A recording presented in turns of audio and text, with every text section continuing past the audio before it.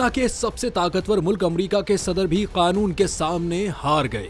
दरखास्त मुस्तरद। Donald Trump को मालियाती fraud case में आज सजा सुनाई जाएगी। डोनाल्ड ट्रंप दूसरी बार अमेरिका के सदर तो बन गए, मगर कानूनी पेचीदगियों से ताहाल जान न छुड़ा पाए। डोनाल्ड ट्रंप को कारोबार में जालसाजी के मुजरिम की हैसियत से सजा आज सुनाई जाएगी। सुप्रीम कोर्ट ने नौमुंतखब सदर डोनाल्ड ट्रंप की जानिब से कार्रवाई मुअत्तल करने की दरखास्त 4 के मुकाबले में 5 वोटों से मुस्तरद कर दी। अदालती कार्रवाई के नतीजे में डोनाल्ड ट्रंप पर अमेरिका की सदारत संभालने वाले पहले मुजरिम शख्स बनने का दाग लग जाएगा। ताहम कार्रवाई के लिए डोनाल्ड ट्रंप की अदालत में पेशी लाजमी नहीं है।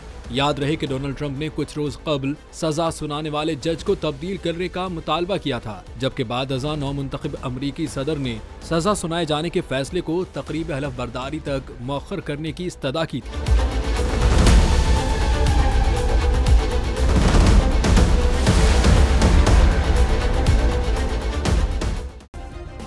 सब्सक्राइब करें और बेल दबाएं ताकि कोई खबर रह न जाए।